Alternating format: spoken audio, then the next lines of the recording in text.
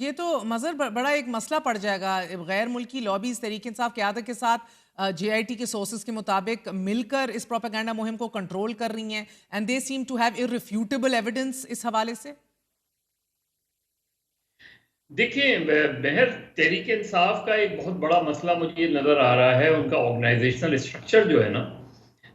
अब देखें, बानी पीटीआई ने एक बैरिस्टर गौहर साहब को चेयरमैन बनाया, पूरी पार्टी उसमें मैंने। Now you have to depend on him, यानी आपको उन पर एतमाद करना होगा।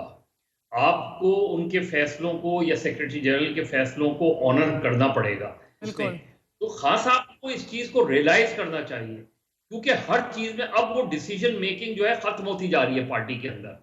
इसलिए कि वो ये उनको ये खौफ होता है कि अगर कोई फैसला उन्होंने किया तो बानी पीटीआई इसको ओवररूल कर सकते हैं। नहीं, और और उनको भी इसकी खुद भी वजह से फारिग कर सकते हैं इंटरनल ना, ओवररूल के डिफरेंसेस। अलावा उनकी भी छुट्टी हो सकती है, क्योंकि फात तहरीक इंसाफ के वही खिलाफ जो माहौल है वो तो बहरहाल इंटरनल, देखिए ना, इंटरनल है।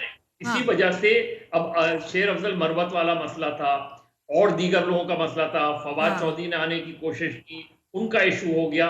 चूंकि पार्टी की ऑर्गेनाइजेशन ये फैसले रखने की मजाज ही नहीं है। बिल्कुल। आपके पास प्लान बी होना चाहिए, आपके पास प्लान सी होना चाहिए कि किस किस तरीके से गवर्नमेंट की उन उन जो आमराना तर्ज है उसको किस तरह हम काउंटर करेंगे। यहां हम्म। काउंटर स्ट्रैटेजी नजर नहीं आती पीटीआई की। ठीक, और के ऊपर जो मौक़िफ़ भी सामने आ रहा है वो अपने तई भी एक बड़ा प्रॉब्लम है, ना सिर्फ अफगान पॉलिसी को चैलेंज करना रियासत की, लेकिन अली अमीन गंडापुर का कहना कि एएनपी और पीपल्स पार्टी तालिबान से लड़ते लड़ते खुद ही खत्म होगी और हम खत्म नहीं होना चाहते। By the way, which is not very different for जो शहबाज शरीफ ने पंजाब में कहा था कि हम तो आपको कुछ नहीं कह रहे, याद है एजेस अगो। लेकिन हुकूमत इस बयान को भी दहशतगर्दी की हमायत के खाते में डाल सकती है और उस तनाजुर में भी दे सकती है। सबसे ज्यादा खतरा खुद खैबर पख्तूनख्वा को है, नेचुरली फ्रंट लाइन पे है सब। इसके बावजूद रियासत के साथ खड़ा होने की बजाय केपी हुकूमत तालिबान के साथ लड़ना भी नहीं चाहती। अगेन अफगान पॉलिसी के ऊपर भी वाज़ेह तौर पर कह रही है कि वो हमारे भाई हैं, डोंट टेक देम ऑन। देखिए, मेहर, जो आपने ये बात की ना, अली अमीन गंडापुर को सिर्फ इतना सोचना चाहिए हाँ। कि 2013 के इलेक्शन में, और ये पीपल्स पार्टी और नून लीग को भी सोचना चाहिए, हाँ।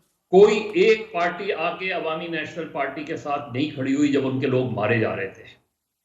किसी ने नहीं कहा कि खैबर पख्तूनख्वा में इलेक्शन मुलतवी करवा दें। उनके कितने लोग उनके जलसों पे खुदकश हमले होते थे। उनके सरकर्जा मेन लीडर्स जो है वो टारगेट हुए, और हमें सबको इलेक्शन की पड़ी थी कि इलेक्शन किसी तरह जीत जाए। वहां कह दिया गया था कि no to to ANP. Karachi में एमक्यूएम पर अटैक होते थे, वहां वहां एएनपी पर अटैक होते थे। यानी ये बिल्कुल बिल्कुल एक सोचा जा रहा था कि एएनपी को इलेक्शन लड़ने ही ना दिया Yeah, so जाए। exam flawed और policy हम है even today. हम Now you feel this is history in the repeating and PTI is making the same mistake right now. अब, और इस वक्त देखें मेहर, उसके अलावा इस वक्त गवर्नमेंट का क्या एटीट्यूड है। हम्म। प्राइम मिनिस्टर की तकरीर उठा के देखें, मुझे लगता नहीं कि उन्हें बलूचिस्तान का पता है।